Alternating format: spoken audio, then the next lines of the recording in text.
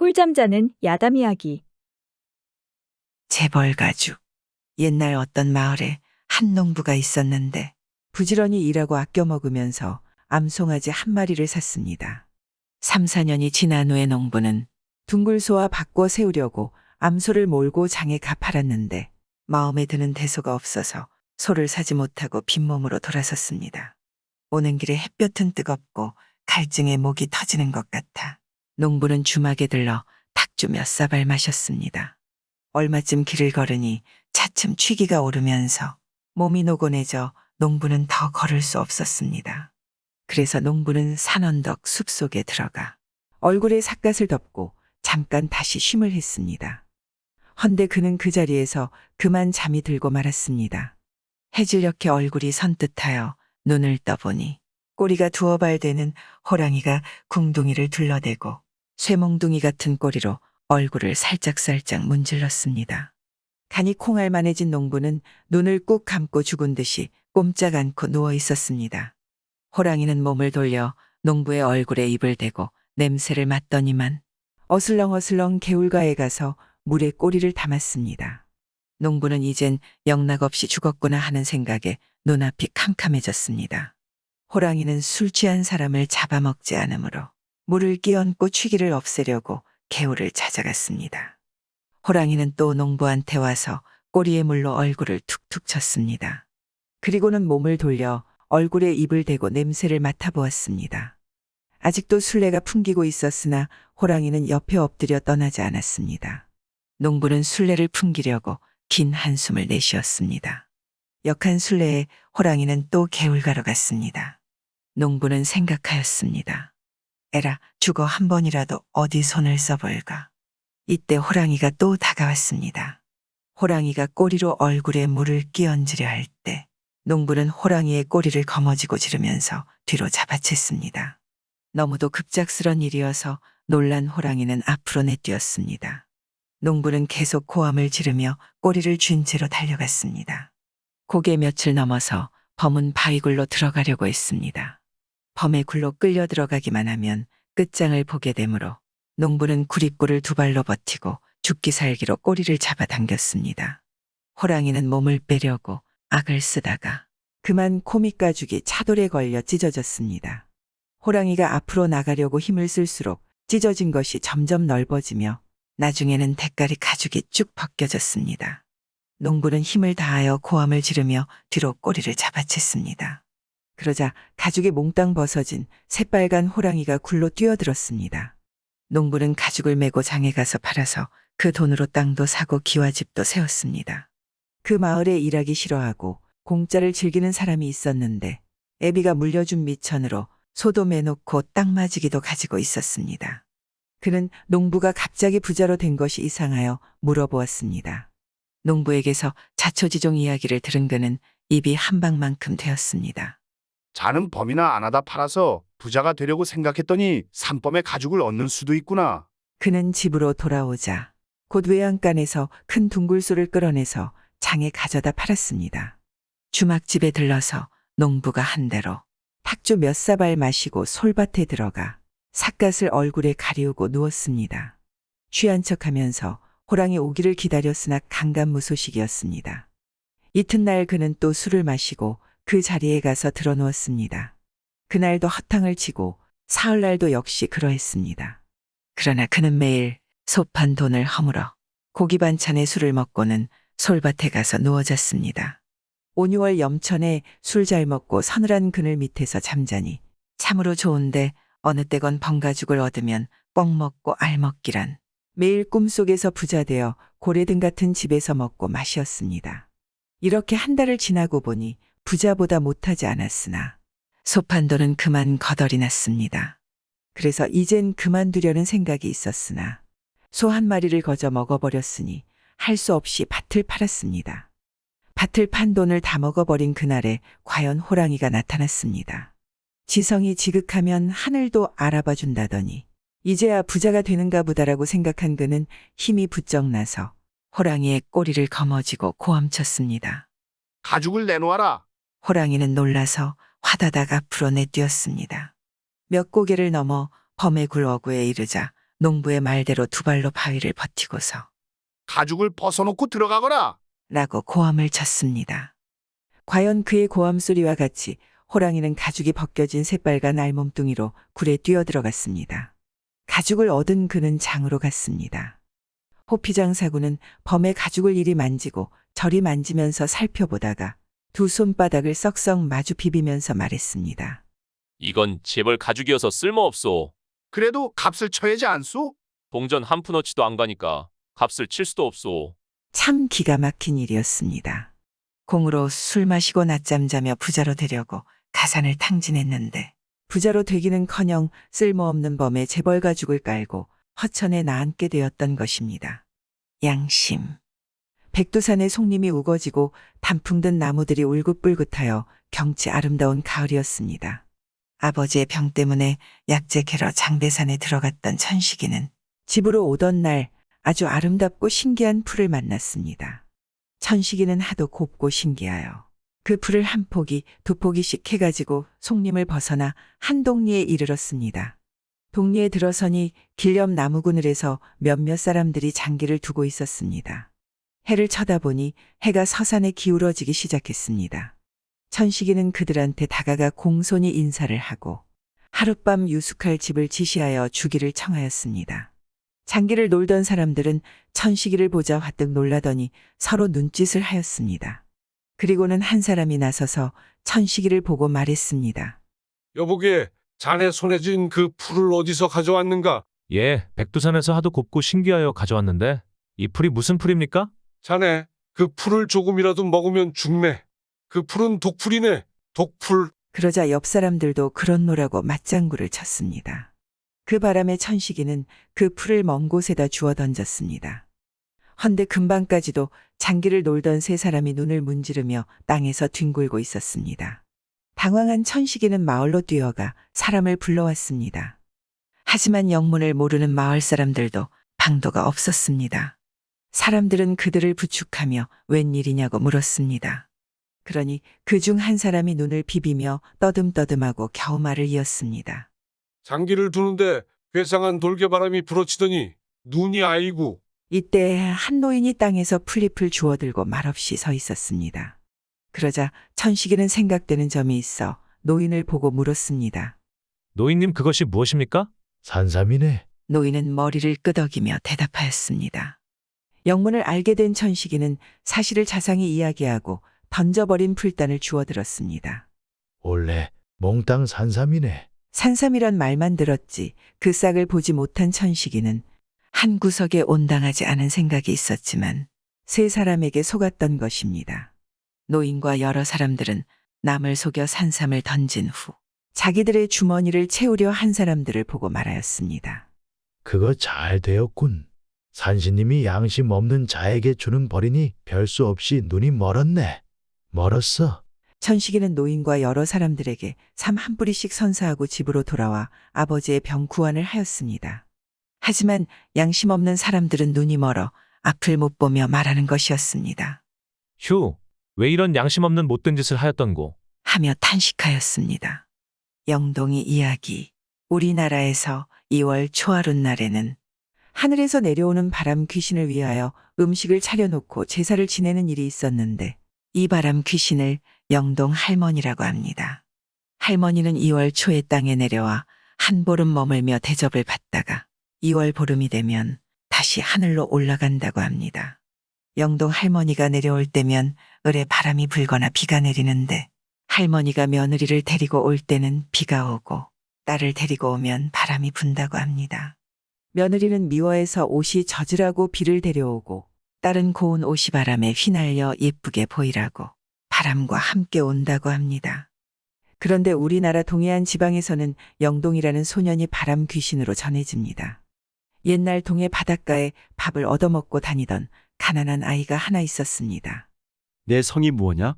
그러면 영가하고 하면 될 것을 말을 제대로 못하여서 염을 영이요. 하고 대답하였습니다. 그러면 이름은 무엇인고? 이름이요. 아이니까 이동동이요. 영동이라고요. 제 이름은. 영동이는 이 동네 저 동네 다니면서 빌어먹고 살다가 몹시 바람이 부는 초하룻날 길거리에서 그만 죽고 말았습니다. 불쌍해라. 하필 이렇게 비바람 부는 날 죽을 것이 무엇냐? 죽어서도 고생이구나, 영동아. 안쓰럽게 생각한 사람들은 바다가 보이는 길가에 영동이를 묻어주었습니다. 그런데 영동이가 죽고 난 뒤로는 바람의 피해가 더 커졌습니다. 배가 바다에 나갔다가 자주 파선하니까 동네 사람들은 바다를 더 두려워하게 되어 살아가기가 점점 힘들었습니다. 이상하다. 영동이가 죽고 나더니 바람의 피해가 더 심해졌단 말이야. 영동이하고 바람 귀신하고 무슨 관련이 있는 것 아니야? 바람 귀신이라면 풍신이 아닌가? 그렇다면 풍신을 잘 위해 드려야겠구먼. 아니, 그렇다면 영동이를 잘 위해 주어야겠구먼. 이제 보니 영동이가 우리 동네 복덩이인 줄도 모르고 거지라고 놀려대기만 하였네. 그러기에 사람을 무시하면 안 된다고. 영동이가 비록 거지지만 마음씨 하나는 참 고왔어. 어느 날 영동이 묘를 지나가던 어부 하나가 영동아, 얼마나 배가 고프냐? 여기 고기 한 마리 줄 테니 먹어라. 하면서 고기 한 마리를 무덤에 던져 주었습니다. 그 다음부터 그 어부는 고기도 많이 잡히고 바람이 심하게 불어도 무사하였습니다. 영동이를 위하면 좋은 일이 있구먼 그래. 나도 고기를 던져 주어야지. 이렇게 생각하는 사람이 차츰 늘어서 나중에는 이것이 하나의 풍속이 되고 말았습니다. 그래서인지 동해 바다 강릉 지방은 풍신의 노여움을 덜 타게 되어서 피해가 적었습니다. 영동이를 위해서 제사를 지내면 효과가 있다라는 이런 소문이 육지에까지 퍼져서 영동이가 죽은 2월 초하룻날에 여러 지방에서 제사를 지내게 되었답니다.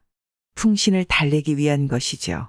소문은 육지 깊숙이 들어가면서 영동 소년이 영동 할머니로 변하였답니다. 어쩌면 영동 할머니가 먼저고 영동 할머니가 바닷가에 다다라서 영동 소년으로 변했는지도 모릅니다. 이 영동 제사를 지내려면 정성 들여서 음식을 장만하여야 하는데 제사에 쓸 곡식을 볕에 널었을 때 새가 와서 벽실을 까먹으면 그 자리에서 참새가 죽는다고 합니다. 바다에 나가서 잡은 고기 중에 제일 좋은 것을 말려서 영동 제사에 쓰는 것은 물론이라 하나이다. 벼, 보리, 조와 돌피. 머나먼 옛날 일입니다. 염제 신농씨께서 사람들이 먹고 살 곡식을 널리 수소문한다는 소문이 쫙 떠돌았습니다. 그러자 이 소문을 들은 보리와 벼가 서울길에 올랐습니다. 그들은 어서 빨리 염제 신농씨를 만나 뵙고 싶어 서로를 먼저 가려고만 했습니다. 함께 갔으면 좋으련만 다만 한 걸음이라도 자기가 먼저 가려고 옥신각신 다투기까지 되었습니다. 그러다가 그들은 다툴 것이 없이 씨름내기 하여 이기는 자가 먼저 가자. 고했습니다. 이리하여 보리와 벼가 씨름을 하였습니다. 헌데 힘과 꾀가 엇비슷하여 번마다 승부가 나지 않고 비기기만 했습니다. 이렇게 수십 합을 겨루었으나 공연히 맥만 빼고 난 그들은 헐얼거리며 그 자리에 주저앉고 말았습니다. 바로 이때 저쪽에서 돌피 한 알이 달달 굴러오고 있었습니다. 돌피가 물었습니다. 너희들은 왜 이렇게 맥없이 앉아있니? 돌피의 물음에 보리와 벼는 씨름하게 된 경위를 다 말하였습니다. 그런 일이었구나. 그러나 씨름이란 본시 재판관이 있어야 되는 법인데 그저 당사자 둘만이 맞다들어 겨루니 그게 어디 되기나 한 말이냐? 자, 내가 재판관을 서줄 테니 다시 해봐라. 벼와 보리는 다시 씨름을 걸었습니다. 자, 시작. 그러나 아무리 밀고 닥치고 뜨고 걸어보아야 역시 승부가 나지 않았습니다. 몇 번을 겨루었으나 다 비기고 말았습니다. 바로 이때였습니다. 저 멀리로부터 조아리 떼그르 굴러왔습니다. 아니, 무슨 일로 이렇게 왁자지껄하냐? 말 마라. 씨름하는 중이란다. 그래, 씨름은 해. 무엇하니? 조가 꼬치꼬치 묻는 말에 피알은 그들이 씨름을 벌리게 된 사연을 이야기해 주었습니다. 원래는 그런 일이었구나. 자, 내가 재판을 잘 서줄 테니 다시 해보라. 이 통에 벼와 보리알은 다시 씨름판을 벌렸습니다. 시작. 조알의 되알진 소리와 함께 보리알은 우뚝하고 뚝힘을 써서 벼를 확 밀어 제꼈습니다. 그 통에 벼는 훌 미끄러지면서 물속에 텀벙 빠져들어가고 말았습니다. 아구구. 난데없는 가냘픈 소리에 보리알이 다시 또 보았더니 옆에 서 있던 피알이 벼의 몸에 세워서 함께 물속에 탐방 빠져들어갔던 것입니다. 참이 이를 어찌나? 보리알이 근심하고 있는 때 조알은 애따 모르겠다 하고 서울로 올리 뛰었습니다. 조알은 서울에 이르자마자 염제 신농대왕님을 배운 뒤 가마 안으로 슬렁 들어갔습니다. 염제 신농대왕님이 난생 처음 새노랗게 익은 조알은 씹어보니 참으로 별미였습니다. 그는 즉시 온 나라에 영을 내려 산과 들에 많이 심도록 하였습니다. 보리는 생각할수록 분했습니다. 제 먼저 서울에 가겠노라 맥만 뺐으나 결국 왕청 같은 조알이 먼저 살랑 빠져 서울로 올라가 후한 대접을 받았습니다. 그는 화가 치밀어 벼와 돌피를 물에서 건져줄 생각은 안 하고 서울로 올리뛰었습니다. 그는 땀을 빨빨 씻으며 서울에 이르자마자 사연을 염제 신농씨 대왕님에게 일일이 말씀드렸습니다. 듣고 난 염제 신농씨는 역시 그에게도 밭자리를 내주어 사내들에 많이 심도록 영을 내렸습니다. 그러나 보리는 그때부터 잔뜩 몸이 커졌습니다. 그것은 그때 너무도 화가 나서 풀럭풀럭한 통에 온몸이 불어났던 것입니다. 그럼 벼와 돌피는 어찌 되었는가? 그때 물에 빠진 돌피는 물에서 나오려고 애써봤으나 나올 수가 없었습니다. 그래서 눌러있어 보았더니 오히려 물속에 있는 것이 더 좋았습니다. 이리하여 벼와 돌피는 지금 논에서 자라고 있는 것입니다. 메밀 이야기.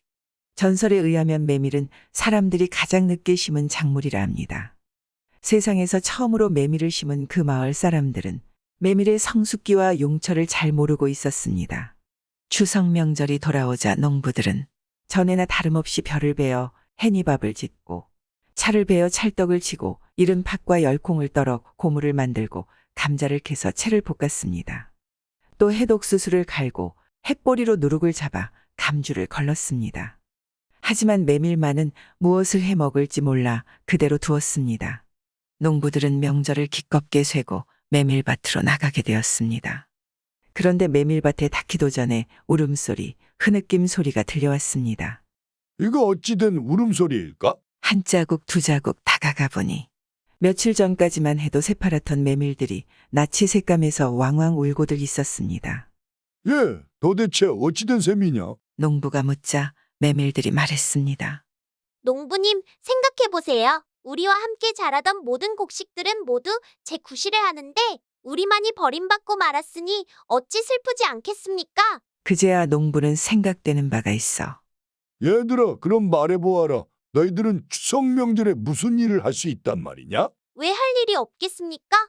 우리는 세상에서도 가장 으뜸가는 묵감이고 국수감인데 그 맛은 산해진미도 당할 수 없고 더구나 감자국수나 옥수수묵 같은 건 곁에도 설 수 없답니다. 그래, 그런 걸 몰랐댔구나. 그럼 걱정 마라. 이후엔 너희들을 설게 대하지 않을 테니. 이런 일이 있은 뒤부터 가을이 되기만 하면 메밀은 얼굴이 새까매지게 되었고 사람들은 또 이로부터 가을 설렁바람이 불기만 하면 무엇보다 맨선참 메밀을 메어 떨어서 시원한 묵이나 국수를 눌러 먹으면서 흥겨운 가을을 시작하게 되었다고 합니다. 거짓말 3마디. 옛날 어느 고을에 어떤 부자가 살고 있었습니다. 그는 무남동녀를 하나 두었는데 시집 보낼 때가 되었습니다. 그래서 대감집에 청도 해보고 장사꾼에게 말도 해보았지만 다 싫다는 것이었습니다. 그리하여 거짓말 3마디 잘하는 놈에게 딸을 주겠다고 소문을 냈습니다. 그랬더니 팔도강산에서 거짓말 꽤나 한다 하는 사람들이 구름처럼 모여들었습니다. 모여들어서 거짓말을 하나 거짓말이지 그렇겠지 하면 그만인 것입니다. 마음에 드는 사윗감이 있으면 3번 만에 거짓말이지 하면 되겠지만 마음에 들지 않는지라 그렇겠지 하고 퇴짜를 놓곤 하였습니다. 아, 몹시 무덥군. 어디서 오는 손이요? 예, 전 영남에서 옵니다. 날씨가 어떻게나 무더운지 그 냉수나 한 그릇 주실 수 없습니까? 주인장이 하인을 시켜 물을 한 사발 떠다 드렸습니다. 길소는 한 사발 쭉 들고 나서 말했습니다. 그런데 여기선 왜 무덥게 지냅니까? 아니, 자네 있는 곳에선 어떻게 지내나? 예, 우리 있는 데서는 삼복철에 신선하게 지냅니다. 아니, 얘보다 더 무더울 텐데 어떻게 그리 지내나? 예, 우리 있는 데서는 큰 독을 몇백 개씩 준비해 놓습니다. 그래서? 그 독을 높은 산에다 놔둡니다. 겨울에 칼바람이 불어오면 독을 북쪽으로 기울어뜨립니다. 그러면 찬바람이 독 안에 들어가지 않겠습니까? 찬바람이 들어간 다음엔 소가죽을 덮고 꽉 묶어 놔둡니다. 그래서? 삼복철이 되면 그 독들을 남쪽으로 기울어뜨리고 쇠꼬챙이로 구멍을 뚫어놓습니다. 그러면 칼바람이 싹 나오는데 소리는 요란스러우며 날씨는 선선해집니다. 거짓말이지. 자넨 거짓말을 해도 분수가 대단하게 하네. 해 한마디 했습니다. 총각은 또 이야기를 시작했습니다. 주인님, 네, 오면서 보니 예선 농사를 참 별나게 합디다. 예, 우리 있는 데선 참 쉽게 합니다. 우리 고장에선 논을 척수로 재서 네모 반듯하게 만듭니다. 그래서? 봄가리 할 때는 논을 잘 고르게 해놓고 양철을 논 내기에 맞게 베서 논판에다 깔아놓습니다. 양철에다는 송송 구멍을 뚫어놓습니다. 그리고 벼씨를 그 양철에다 뿌리고 빗자루로 활을 쓸면 씨는 그 구멍 안으로 다 들어갑니다. 그리하여 씨는 싹터 그 구멍으로 올라옵니다. 그리고 우린 김을 매지 않습니다. 물을 대면 벼는 자라지만 풀은 양철 안에 깔려서 자라지 못합니다. 그래서? 가을 할 때는 우리 양철 내기를 버쩍 듭니다. 그러면 벼알만 흩어지게 되는데 그것을 마대에 쏟아 놓으면 됩니다. 우린 이렇게 식은 죽 먹기로 농사를 짓습니다. 거짓말이지. 그렇게 농사해서 되겠는가? 해 두 마디 했습니다. 길소는 하룻밤을 묵고 아침에 떠날 차비를 하면서 주인장에게 말했습니다. 주인님, 이 문서를 보십시오. 아니, 문서는 무슨 문서냐? 예, 이 집 할아버지 때 일입니다. 이 집 할아버지는 우리 할아버지한테 빚을 마냥 졌습니다. 마냥 빚은 이 문서에 적혀 있습니다. 문서를 보십시오. 전 빚 받으러 왔습니다. 야, 요놈이 괜찮은 놈이구나. 거짓말이지 하면 거짓말 3마디를 하게 되어 딸을 줘야겠고, 그렇겠지 하면 돈만냥을 내야 할 판이 아닌가. 에이, 거짓말을 해도 분수가 있지. 이렇게 하는 법이 어디 있나? 그리하여 할 수 없이 시골의 총각에게 딸을 줬습니다. 그래서 그 총각은 장가 들고 잘 살았다 합니다. 시어머니와 며느리. 옛날 어느 한 곳에 과부가 살고 있었는데 아들 하나를 태산처럼 믿고 있었습니다. 금지옥 여부로 키운 그 아들이 장가들 나이가 되자 과부는 동네방네 중매꾼을 내세워 며느리감을 고르던 차에 마침 좋은 자리가 있어 급급히 찾아가 혼사말을 끊고 버젓하게 잔치상을 차려 며느리를 맞아들였습니다. 며느리가 마음에 든다고 생각하니 꽃같이 고와 보여 만나는 사람마다 보고 며느리 자랑하기에 입이 놀 새 없었습니다. 그런데 어느 하루는 친구를 찾아 아랫동네에 놀러 갔는데 그만 친구지간에 별일 아닌 자그마한 일을 가지고 옥신각신 말썽질하다가 기분이 몹시 상하여 집으로 돌아왔습니다. 집안에 들어서니 집안은 텅 비어 있고 며느리도 보이지 않았는지라 배가 고파 밥을 찾으니 공교롭게도 먹을 밥조차 지어놓지 않았습니다.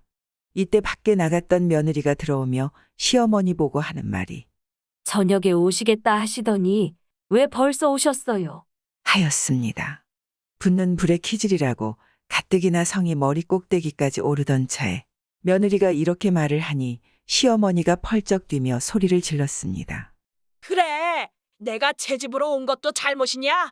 이 시애미가 보기 싫거든. 당장 나가거라. 며느리가 깜짝 놀라 웬일로 그리 노여워하시느냐고 물으니 시어머니는 획 돌아앉아 더 대답도 하지 않았습니다. 이때부터 시어머니는 며느리가 밉다고 생각하니 나중엔 며느리 발 뒤축에 둥근 것마저 미워놨습니다. 그리하여 그 며느리를 구속하면서 때리고 욕하는 데다가 매일 나가라는 소리가 매를 맞는 것보다 더 괴로워 며느리는 눈물로 하루하루를 보내었습니다. 그래도 며느리는 남편을 믿고 살아가려 모든 것을 참고 참아나가는데 나중엔 부모에게 효자인 그 남편마저 이렇다 저렇다 자기를 나무라니 며느리는 더는 살 길이 없어 시집에서 뛰쳐나와 왕왕 울면서 본가로 돌아왔습니다. 부모들이 달려나와 통곡하는 딸을 붙잡고 웬일인가 물으니 딸은 서름에 목이 메어 흑흑 흐느끼며 자초지종을 실토하였습니다. 그 사연을 듣고 난 부모들도 사돈댁과 사위자식의 처사에 너무도 통분하여 땅을 치며 울었으니 온 집안이 울음소리뿐이었습니다.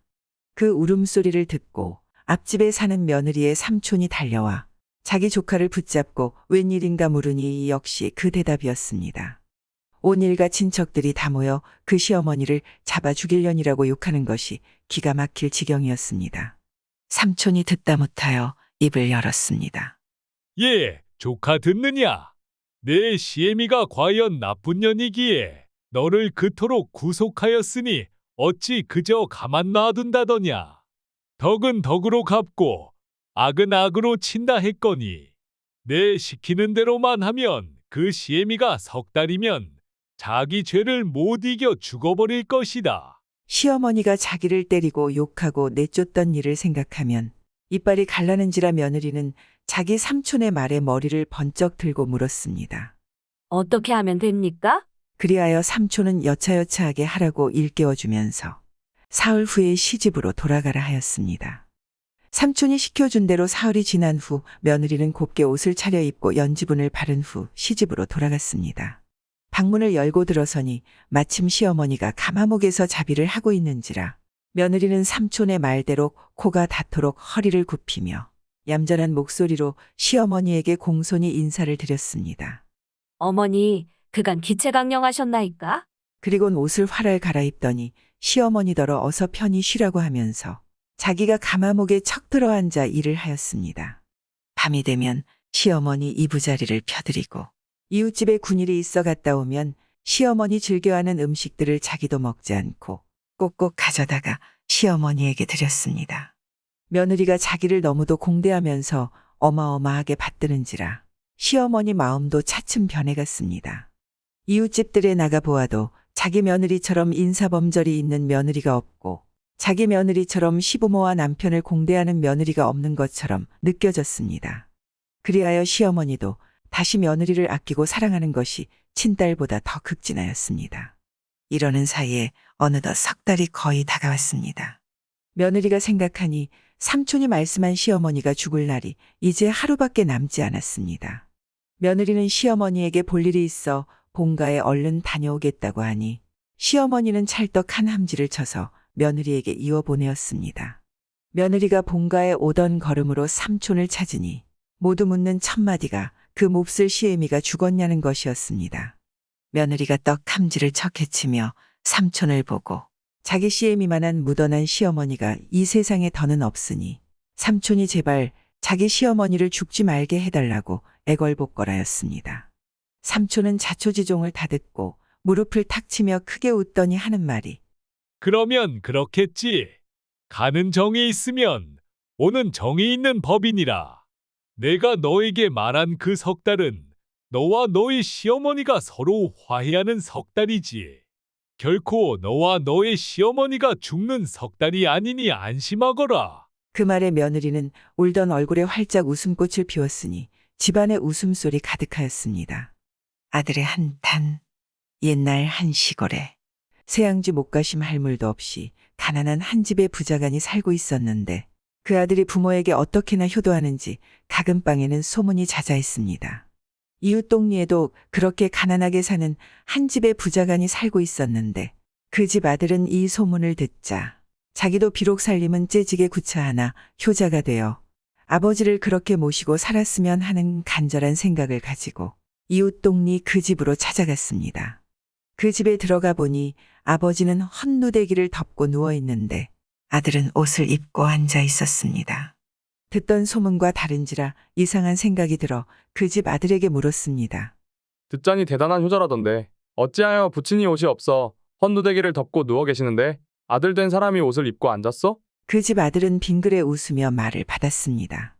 차가운 옷을 아버지가 어찌 입으시겠소. 그래서 내 몸으로 옷을 덮인 다음 아버지를 입으시게 하자고 그러오. 들어보니 정말 소문과도 다를 바 없는 효자였습니다. 하여 그는 자기도 이렇게 부모에게 효도하리라 마음먹으며 그 집 아들에게 인사를 하고 집으로 돌아왔습니다. 이튿날 아침이었습니다. 그 아들이 일찍 일어나 옷을 덮여서 아버지에게 입히려고 먼저 주워 입었습니다. 헌데 아들이 옷을 채 덮이기도 전에 아버지가 옷을 입는 아들을 보고 버럭성을 냈습니다. 이 망종 같은 녀석아, 온 집에 한 벌밖에 없는 옷을 내가 입겠다고 신새벽부터 야단이니 이 애비는 어쩌란 말이냐? 아버지. 이 녀석아, 그래도 내가 잘했다고 대꾸할 셈이냐? 아버지는 눈에 불을 일구더니 자리를 차고 일어나 빗자루를 들고 빗자루가 부서 떨어질 때까지 죽어라 하고 아들을 잡아팼습니다. 이 소문은 삽시에 온 동리에 퍼졌습니다. 효자가 되려던 아들은 눈물을 흘리며 한탄하였습니다. 아들만 잘해서 효자가 되는 것이 아니라 아버지도 아들의 마음을 알아줘야 효자가 되는데 우리 아버지가 이렇게 내 마음을 알아주지 못하니 내 어찌 효자가 되랴. 아, 문둥아. 경상도 사람들은 아주 반가운 친구를 만나면 두 주먹으로 친구의 어깨를 툭 치면서 이 문둥아, 죽지 않고 살았노? 하고는 서로 부둥켜 안고 기뻐 어쩔 줄 모릅니다.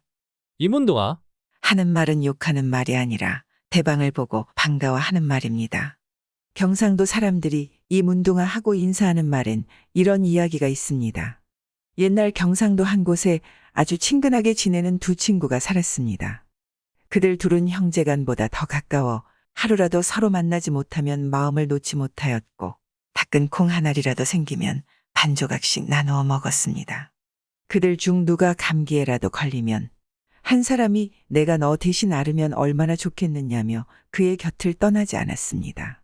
가난이 혹심하여 신발마저 없는 그들은 한겨울이 오면 나무가래를 달구어 가지고 맨발로 걷다가는 발이 시리면 그 발을 나무가래에 녹이면서까지 서로 오가곤 하였습니다.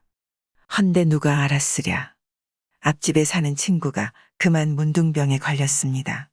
이 병은 전염병인데 불치의 병이어서 다른 사람과의 거래를 금지시켰을 뿐 아니라 그 옛날엔 이 병에 걸린 사람을 죽이기까지 하였습니다.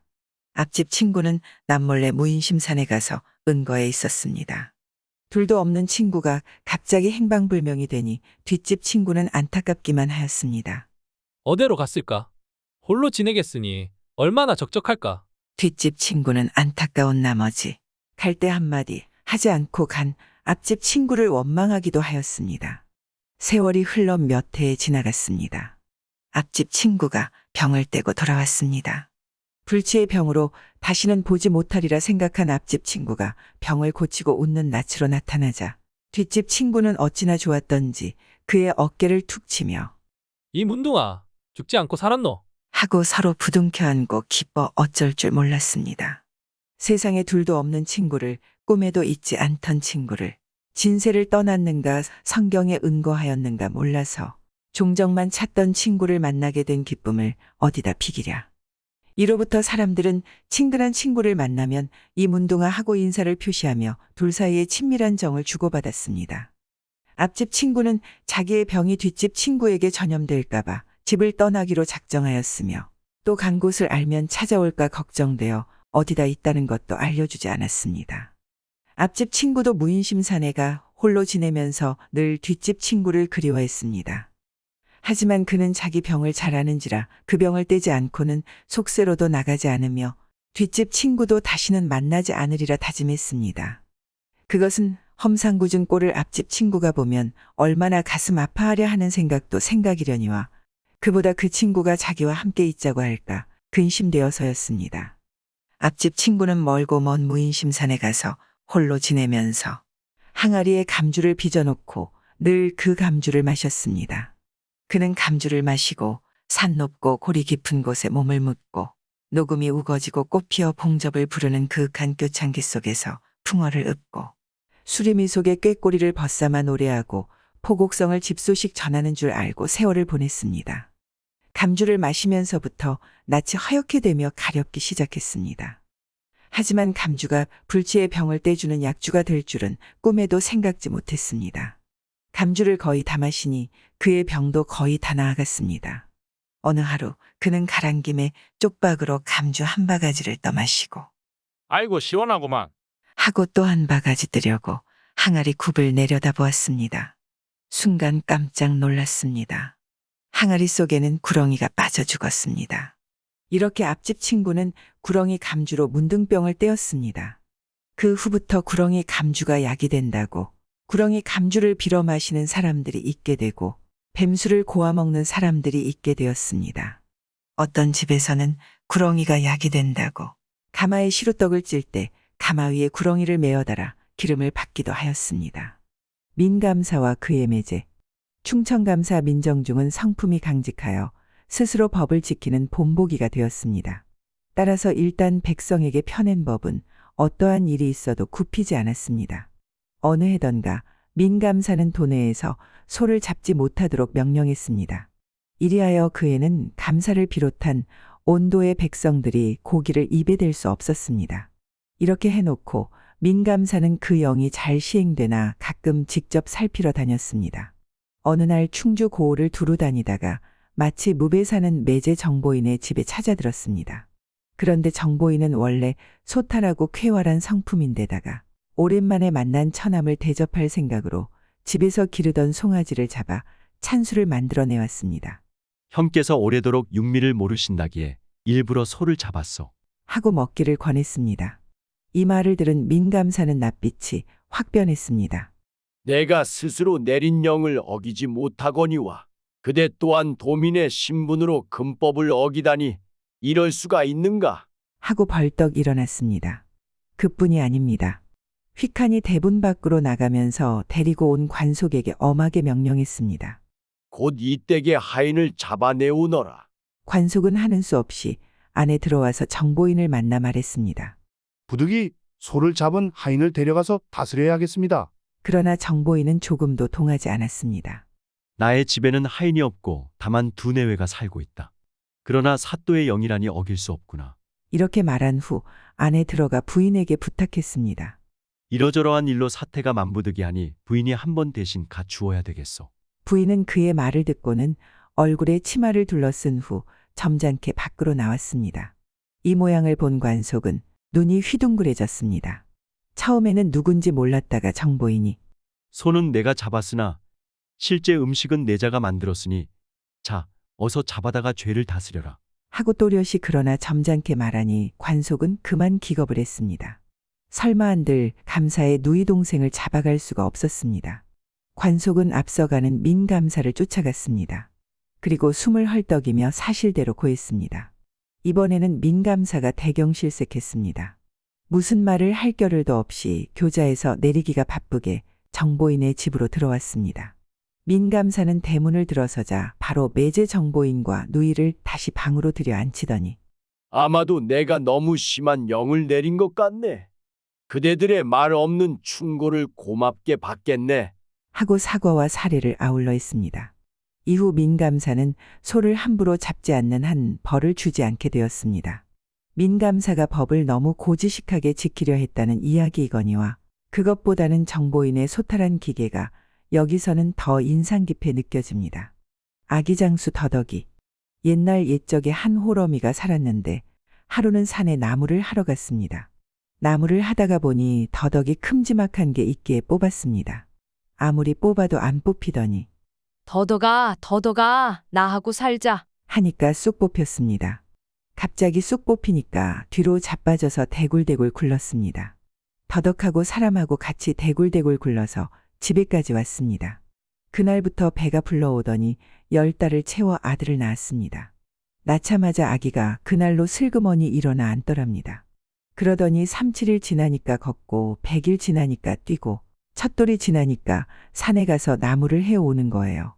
산더미만 한 걸 한 짐씩 해왔습니다. 나이 67살 돼서 글방에를 보냈더니 하루만 가고 다시 안 갔습니다. 왜 안 가느냐고 물으니까 글방 아이들이 애비 없는 후레 자식이라고 놀려서 못 가겠습니다. 그러거든요. 그러면서 묻기를 우리 아버지는 어디에 있습니까? 할 말이 없어서 내 아버지는 강원도에 콩 팔러 갔다. 하니까 그날로 집을 나가서 3달 열흘 뒤에 들어왔습니다. 들어와서 또 묻기를 온 강원도를 다 뒤져도 없습니다. 우리 아버지는 어디에 있습니까? 또 할 말이 없어서 내 아버지는 절에 공부하러 갔다. 하니까 그날로 집을 나가서 또 3달 열흘 뒤에 들어왔습니다. 들어와서 또 묻기를 조선팔도 절을 다 뒤져도 없습니다. 우리 아버지는 어디에 있습니까? 하기에 할 일 없이 바른 대로 말해줬습니다. 산에 나무하러 갔다가 더덕을 한 뿌리 뽑았는데 더덕하고 같이 뒹굴었더니 그날로 배가 불러 너를 낳았다고 했습니다. 그랬더니 그러면 내 이름은 더덕이라 하겠습니다.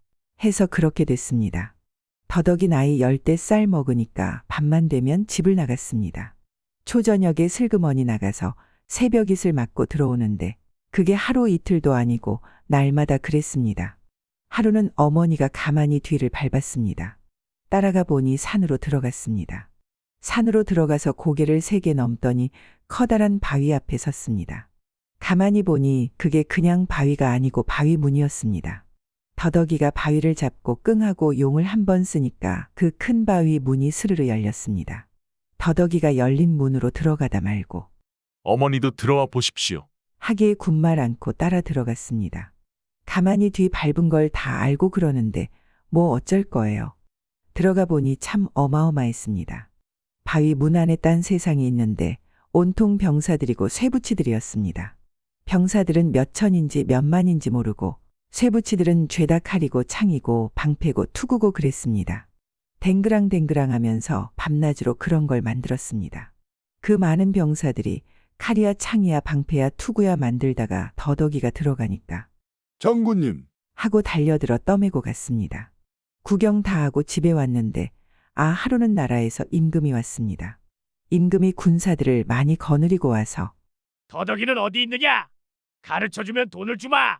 해서 가르쳐줬습니다. 바위 문 있는 곳을 가르쳐줬는데 아무도 못 들어갔습니다. 당최 문이 열려야 말이죠.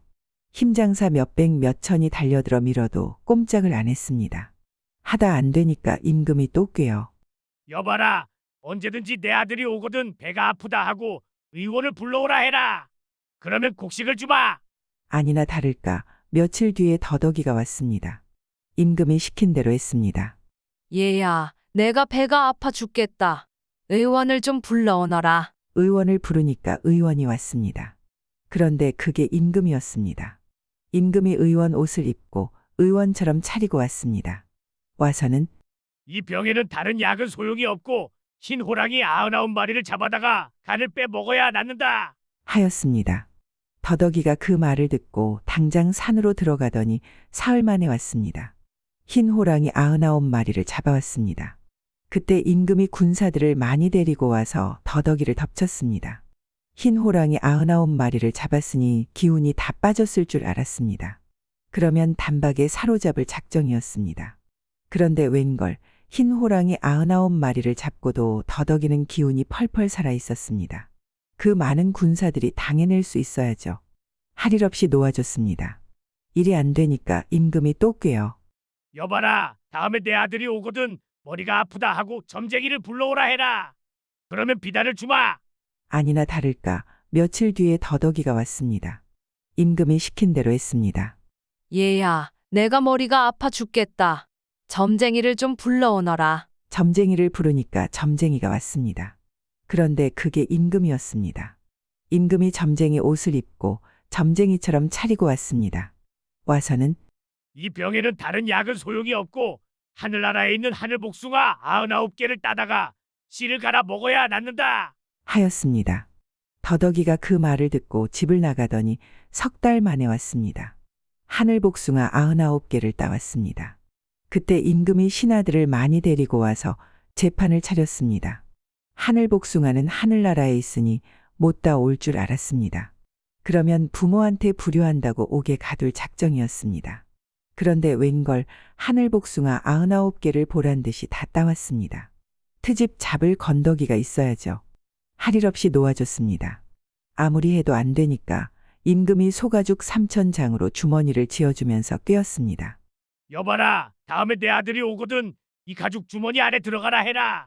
왜 그러느냐고 묻거든 들어가는 걸 보고 싶어서 그런다고 해라. 그러면 금덩이를 주마. 아니나 다를까 며칠 뒤에 더덕이가 왔습니다. 임금이 시킨 대로 했습니다. 얘야, 저 가죽 주머니 안에 들어가거라. 왜 그러십니까? 내가 들어가는 걸 보고 싶어서 그런다. 더덕이가 그 말을 듣고 가죽 주머니 안에 들어갔습니다. 그때 임금과 군사들이 숨어 있다가 뛰쳐나와서 주머니를 꽁꽁 묶고 바위에다가 패대기를 쳤습니다. 패대기를 한 3,000번 치니까 뼈도 살도 다 부서졌습니다. 더덕이를 죽여놓고 임금은 어머니한테 준 돈이야 곡식이야 비단이야 다 도로 빼앗아 버리고 인두로 팔다리까지 지져놓고 갔습니다. 어머니가 뒤늦게 울며 불며 가죽 주머니를 풀어 헤쳐보니 뼈고 살이고 다 부서져서 가루가 돼 있었습니다. 가만히 생각해 보니 더덕이가 죽기 전에 한 말이 생각났습니다. 만약에 내가 죽거든 반쪽짜리 의원을 찾아 약세첩을 지어다가 내 몸 위에 뿌리고 뼈 살아라, 살 살아라, 숨 살아라 하십시오. 그 길로 어머니가 반쪽짜리 의원을 찾아다녔습니다. 3년 만에 지리산 산골짜기에서 눈도 하나 귀도 하나 팔도 하나 다리도 하나인 반쪼가리 의원을 찾았습니다. 약 3첩 지어달라니까 밥 3,000끼를 지어달랬습니다. 밥 3,000끼를 지어줬더니 빨래 3,000가지를 해달랬습니다. 빨래 3,000가지를 해줬더니 물 3,000동이를 길어달랬습니다. 물 3,000동이를 길어줬더니 약 3첩 지어주더랍니다. 약 3첩을 가지고 와서 더덕이 뼈가루 살가루 위에 뿌렸습니다. 한 첩 뿌리고 뼈 살아라. 하니까 뼈가 살아났습니다. 또 한 첩 뿌리고 살 살아라. 하니까 살이 살아났습니다. 또 한 첩 뿌리고 숨 살아라. 하니까 숨이 살아났습니다. 다시 살아난 더덕이는 어머니하고 바위 문 안으로 들어갔는데 그 뒤로는 아무도 본 사람이 없었습니다. 새 신랑의 재주. 옛날에 어떤 정승이 살았는데 이 사람한테 딸이 하나 있었습니다. 아들도 없고 딱 그 외동딸 하나뿐이었습니다. 그러니 얼마나 귀해요? 금이야 오기하고 키웠습니다. 그렇게 키워 나이가 들어서 시집 보낼 때가 됐는데 정승이 가만히 생각하기를 금지옥엽 귀하게 키운 딸 자식을 아무데나 시집 보낼 수는 없으니 재주 많고 덕 많은 신랑감을 내 손으로 구해야겠다. 하고서는 그날부터 사윗감을 구하러 들매끈을 메고 나섰습니다. 온 나라 방방곡곡을 돌아다니면서 마음에 드는 사윗감을 찾았단 말이죠. 몇 달 동안 그렇게 돌아다니다가 어느 곳에 가니까 글방이 있는데 그 글방에 참 똑똑한 총각이 하나 있더랍니다. 훈장에 하나를 물으면 열을 대답하고 책 이름만 대면 첫 장부터 마지막까지 줄줄 외우는데 한 군데도 막히는 데가 없었습니다. 글도 얼마나 잘 짓는지 운만 딱 대면 그 자리에서 바로 12구를 지어내는데 한마디도 더듬는 법이 없었습니다. 아무 데를 가면 저만한 사윗감이 있으려 하고 그 총각집을 찾아가서 청혼을 했습니다. 나는 아무데 사는 아무 정승인데 대개 아들이 마음에 들어 사위 삼으려고 하니 어떠시오? 이러니까 그 모 정승 딸을 며느리로 주겠다는데 누가 마다하겠어요. 당장 혼인 약속을 하고 사주 써주고 날까지 받았단 말이에요. 아무 날 아무 시에 혼례 치르러 오라고 단단히 약속해놨습니다. 그래놓고 길을 떠나 집으로 오는데 오다가 날이 저물어 주마개를 딱 들렀습니다. 주막에서 하룻밤 자려고 방을 잡아 쉬고 있으니까 웬 총각이 그 방에 묵으러 들어왔습니다. 주막에서 방은 적고 손님은 많고 하면 한 방에 여러 손님을 들이기 예사였습니다. 그런데 그날따라 손님이 많아서 밥상이 모자랐던지 저녁상이 들어오는데 광주리가 턱 들어왔습니다. 광주리에 밥그릇을 담아가지고 드렸습니다. 그걸 보고 총각이 아무리 길가에서 먹는 밥이라지만 어찌 이럴 수가 있는가? 하더니 잠깐 나가서 밥상 하나를 뚝딱 만들어가지고 들어온단 말씀이에요. 나무를 깎아 붙이고 다듬어 칠까지 해서 들어오더란 말이죠. 거기에다 그릇을 떡 올려놓고 어르신, 어서 드십시다. 하는데 가만히 보니 저런 재주 가진 총각도 흔치 않을 것 같거든요. 정승이 그 재주에 탐복해서 미리 약속한 것을 깜빡 잊고 그 총각한테 청혼을 했습니다. 아무데 사는 아무 정승인데 내 사위가 되는 것이 어떤가? 하니까 뭐 마다할 리가 있나요? 그 자리에서 대충 예를 갖추고 아무 날 아무 시에 장가들러 오라고 약속을 했습니다. 같은 날 같은 시에 신랑 둘이 오게 됐단 말이죠. 그래놓고 길을 떠나 집으로 오는데 어느 곳을 지나다 보니까 길가논에서 웬 총각이 모를 심고 있더랍니다.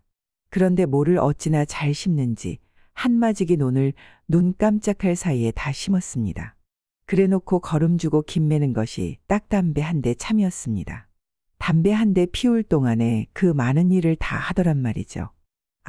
농사가 천하의 근본인데 농사를 저리 잘 지으니 저보다 나은 사윗감이 있으랴 싶어 정승이 그 총각한테 또 청혼을 했습니다. 나는 아무데 사는 아무 정승인데 내 사위 될 생각은 없는가? 하니 그거 뭐 감지덕지였습니다. 당장 그러겠노라고 할 것 아니겠어요. 그래서 아무 날 아무 시에 색시 맞으러 오라고 약속을 해놨습니다. 이러니 꼴이 어떻게 되겠어요. 한날 한시에 신랑 셋이 오게 됐잖아요. 정승이 집에 와서 가만히 생각하니 이것 참 일을 저질러도 예사로 저질러 놓은 게 아니거든요. 딸 하나의 사위 셋을 보게 됐으니 이게 예산 일인가요? 이제 와서 물을 수도 없는 노릇이고 그렇다고 신랑 셋을 맞아들일 수도 없는 노릇이잖아요. 이거 참 큰일 났다고 끙끙 앓고 있으니까 딸이 와서 물었습니다. 아버지, 대체 왜 그러세요? 일이 이만저만하게 됐는데 이 일을 어찌하면 좋단 말이냐? 하니까 딸이 뭐라고 하냐면 아버지, 그런 일이라면 아무 걱정 마시고 저한테 맡기세요. 이런단 말이에요. 다른 사람도 아니고 시집갈 딸이 그러는데 뭘 어떻게 하겠어요. 죽이 되든 밥이 되든 저 하는 대로 내버려 두자 하고 가만히 놔뒀습니다. 가만히 안 놔두면 또 어떡할 거예요. 엎질러 놓은 물이었습니다. 드디어 약속한 날이 되었습니다. 초래청을 턱 차려놓고 색시가 단장을 하고 있으니 한꺼번에 신랑 셋이 들이닥쳤습니다. 일이 나긴 났죠. 이때 색시가 썩 나서서 신랑 셋한테 술을 한 잔씩 돌리고 나서 하는 말이 이왕 일이 이렇게 됐으니 제가 이 중 한 분을 고르는 수밖에 없습니다. 그런데 아직은 어느 분이 얼마나 재주 많고 덕이 많은지 알 수 없으니 이 길로 다들 나가서 3년 동안 무슨 재주든지 한 가지씩 배워 오십시오. 3년 뒤에 가장 좋은 재주를 배워 오신 분께 시집을 가겠습니다. 하거든요. 그러니 셋 다 그러자고 했습니다. 뭐 이제 와서 다른 말을 할 수가 있나요? 그래서 새 신랑이 흩어져서 재주를 배우러 떠났습니다. 그러고 3년이 후딱 지났습니다. 그동안 글재주 좋은 신랑은 뭘 배웠는고 하니 주역을 많이 읽어서 점을 치는 재주를 배웠습니다. 글 공부를 많이 했으니 아무리 어려운 책도 술술 읽었습니다. 주역을 훤히 꿰면 점괘가 척척 맞아떨어지거든요. 눈앞의 일이나 10년 뒤 일이나 한 번 점을 쳤다 하면 척척 알아맞힌단 말이에요. 이만한 재주면 날 당할 자가 없을 테지. 하고 색시 집으로 갔습니다.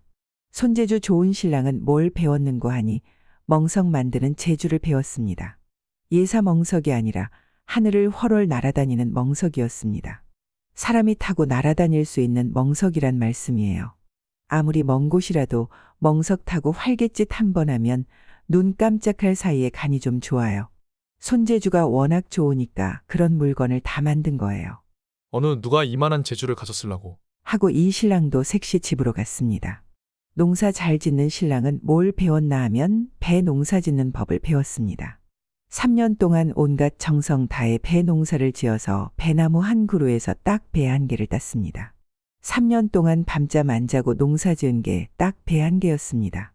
그걸 가지고 색시 집으로 갔습니다. 가다가 셋이서 만났습니다. 만나서 같이 가는데 점 잘 치는 신랑이 점을 탁 쳐보더니 이거 큰일 났네. 하였습니다. 뭐가 큰일이냐? 하니까 색시가 병이 들어 다 죽어간다. 하는 거예요. 그 색시한테 장가들려고 3년 동안 고생했는데 색시가 다 죽어간다니 기가 막혔습니다. 이때 멍석 가진 신랑이 나서서 그러면 한씨가 급하니 멍석을 타고 가자. 해서 새 신랑이 멍석을 타고 훨훨 날아갔습니다.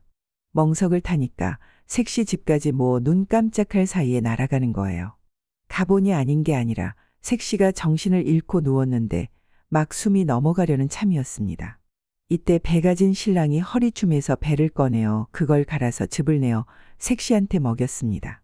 그랬더니 다 죽어가던 색시가 눈을 뜨고 부스스 일어났습니다. 3년 동안 온갖 정성을 들인 배라서 효험이 있었던 모양입니다. 이렇게 색시를 살려놓으니 이제는 누구한테 시집을 가느냐 하는 게 문제였습니다. 점 잘 치는 신랑이 점을 못 쳤으면 죽는 것도 몰랐을 것이요. 멍석 가진 신랑이 아니었으면 빨리 오지 못했을 것이요. 빨리 못 왔으면 오기도 전에 색시가 죽었을 것 아니겠어요. 배 가진 신랑이 없었으면 빨리 온들 무슨 소용이 있었겠어요. 그냥 죽는 꼴을 보고 있어야죠. 이러니 새 신랑 중에 어느 하나 헐한 것이 없단 말이에요. 그래도 새 신랑하고 살 수는 없는 노릇이니 그중 하나를 고르긴 골라야죠. 색시가 가만히 생각하더니 새 신랑한테 차례로 묻기를. 점치는 서방님은 점을 쳐서 재주가 없어졌나요? 아니요. 멍석 가진 서방님은 멍석이 없어졌나요? 아니요. 배 가진 서방님은 배가 없어졌나요? 그렇소. 두 분은 저 때문에 잃은 것이 없지만 한 분은 저를 살리느라고 귀한 배를 잃었으니 마땅히 그분께 시집을 가야 하지 않겠습니까? 이렇게 해서 배 농사 지은 신랑이 색시한테 장가를 들었다는 이야기입니다. 김한노의 욕심. 김한노는 오랫동안 정승자리를 차지하고 있었습니다.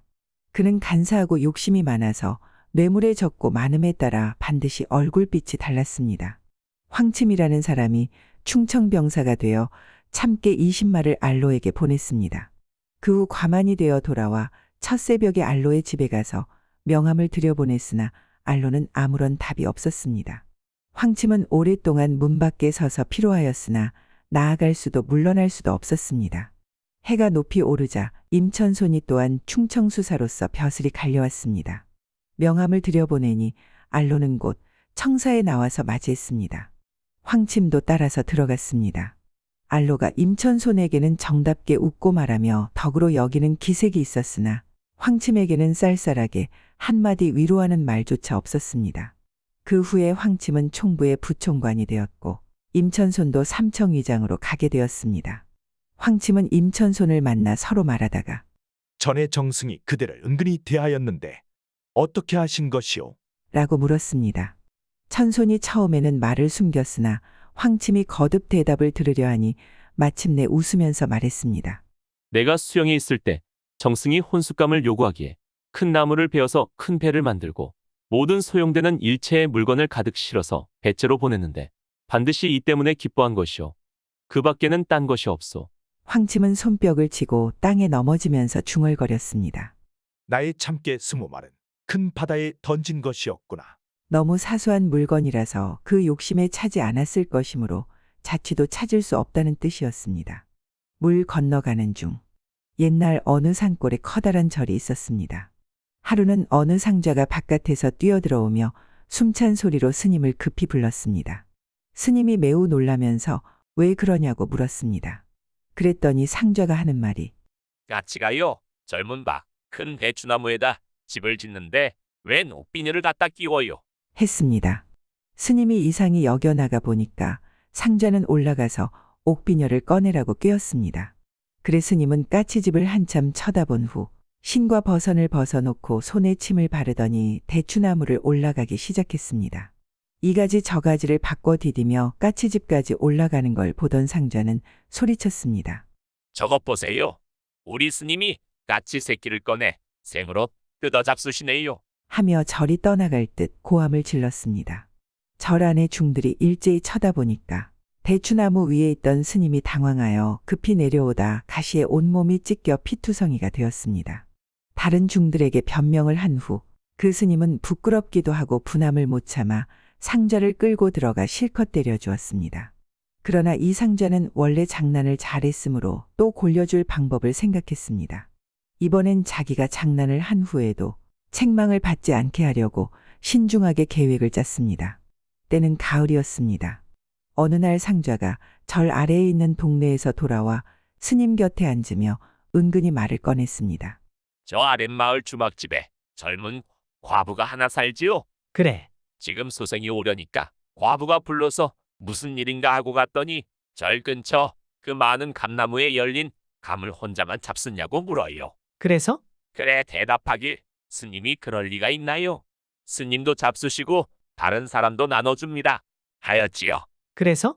그랬더니 과부 말이 스님께 여쭙고 좀 얻어달라고 합디다. 그래? 그럼 먹을 만큼 따다 주려무나. 그리하여 상자는 만족한 듯이 좋은 감을 골라서 따가지고 내려갔습니다. 그 과부는 천하 미인이라 은근히 탐을 내지 않는 사람이 없었습니다. 한편 스님도 그 과부를 은근히 생각하는 눈치였습니다. 그 여자는 겉은 꽃 같으나 속은 얼음과 같이 찬 천하미인이다. 감히 말을 해본 사람도 말소리를 들어본 사람도 없는데 감을 맛보자는 것은 나와 통하자는 것이 아닐까. 그렇다면 감은 나에게 고마운 과일이다. 이같이 속으로 중얼거리며 마음을 조였습니다.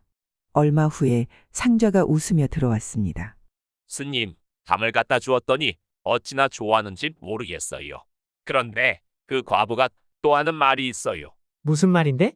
저 불당의 옥병은 스님이 혼자 잡수냐고 물어요. 그래서? 모두 나눠 먹는다고 했어요. 대답 잘했다. 그랬더니 스님께 여쭙고 그것을 좀 갖다 달라고 하지 않아요? 상자는 스님의 허락이 떨어지기가 바쁘게 불당으로 들어갔습니다. 그리고는 불상 앞에 고이 놓은 옥병을 전부 거두어 가지고 마을로 내려갔습니다. 스님은 또 과부를 생각하며 상자가 오기를 고대했습니다. 그러던 중 저편에서 상자가 오다가 스님! 하고 부르고는 절 뒤로 뛰어갔습니다. 스님은 초조한 끝에 쫓아가니 상자는 뒷간으로 들어갔습니다. 닥쳤던 개가 지붕 쳐다보듯 스님은 걸음을 멈추고 상자가 나올 때만 기다렸습니다. 이윽고 상자가 나오며 아이고, 똥 쌀 뻔하였네. 하고 어려운 일이나 한 듯 외쳤습니다. 스님은 자기가 뛴 일이 분하여 어찌된 일이냐고 물었더니 상자는 기색을 살피며 왜 여길 오셨느냐고 했습니다. 내가 뛰어오길래 영문도 모르고 왔지. 소생은 여기까지 올라오시란 게 아니라 말씀을 전하려다 뒤가 급해서 뛰었습니다. 그러면 말이나 하고 오지. 대관절 과부가 뭐라고 하더냐? 아이고, 과부 말씀하지도 마셔요. 제가 갔다가 맞아 죽을 뻔했어요. 예, 무슨 말인지 어서 해봐라. 하고 스님은 독촉을 했습니다. 병을 갖다 놓고 얘기를 하려는데 과부의 아버지가 술이 취해서 작대기로 때리며 무슨 중놈이 고약한 짓을 하려고 이곳에 왔느냐고 하잖아요. 그럼 아무 말도 들을 겨를이 없었겠구나? 하고 또 재차 물었습니다. 얻어맞고 뒷곁으로 뛰어오는데 과부가 쫓아오며 이틀 후에 오라고 했습니다만 다시는 못 가겠습니다. 맞아 죽으려고요? 스님은 후일에 다시 오란 말에 정신이 번쩍 나서 상자를 자기 방으로 데리고 들어가서 돈을 주고 달래며 호감을 사느라고 애를 썼습니다. 상자는 그날 돈을 많이 타가지고 마을에 내려가 놀다 돌아와서 스님을 가만히 불렀습니다. 스님, 과부가 말하길 스님께 신세를 많이 졌다고 하면서 한번 조용한 곳에서 만나자고 해요. 그러니까 스님은 너무 기뻐 한참 생각하다가 어느 날 만나자고 하더냐? 모레 저녁에 스님더러 자리를 정하라고 하던데요. 그리하여 절 뒷방에다 장소를 정하고 상자는 마을로 내려가 과부에게 가서 소인이 본래 가스마리가 있는데 의원에게 보이니 안악내의 신짝을 따뜻하게 해서 대면 낫는다기에 헌신짝을 얻으러 왔습니다. 하고 청했습니다. 과부는 내버릴 신짝은 없고 지금 신는 것을 줄 테니 어서 병이나 나으세요. 고 대답했습니다. 상자가 신을 들고 방문 앞으로 기어와 있으니까 방 안에서 과부가 온다. 미인 과부가 온다. 저 과일을 내가 권하면 그녀가 나에게도 권하고 후에는 인사도 하고 내 요구도 들어줄 테지. 하고 중얼거리는 소리가 들렸습니다. 그때 상자가 문을 벌컥 열고서 다 틀렸어. 다 틀렸어. 했습니다. 스님이 영문을 몰라 하니 상자는 과부가 오다가 스님이 중얼거리는 것을 듣고 여러 사람이 논다고 대량이 노하고 돌아가는 것을 붙잡지 못하고 신짝만 주워가지고 왔어요. 하고 신짝을 보였습니다. 다 잘된 일이 틀린 것은 모두 스님의 탓입니다. 하며 스님을 원망했습니다. 이를 듣고 있던 스님은 큰 실수나 한 듯이 옳다. 요놈의 주둥아리가 죄다. 몽둥이로 때려라. 하고 얼굴을 상자 앞으로 내밀었습니다. 이것을 본 상자는 옳소이다. 하며 옆에 있는 목침으로 갈기니 스님의 이빨이 몽땅 빠졌습니다. 상자는 여지껏 잘 속였으나 앞으로도 계속해서 스님을 속일 궁리를 했습니다. 어느 날 스님에게로 가서 아랫마을 과부가 말씀 좀 전해달라고 해요.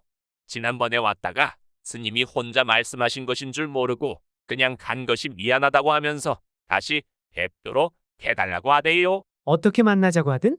하며 스님은 바싹 다가 앉았습니다. 상자는 뻐기면서 이번에는 자기가 조용한 예쁜 내로 처소를 정했으니 이 약을 잡수시고 오시래요. 이 약은 왕성한 약이래요. 라고 말했습니다.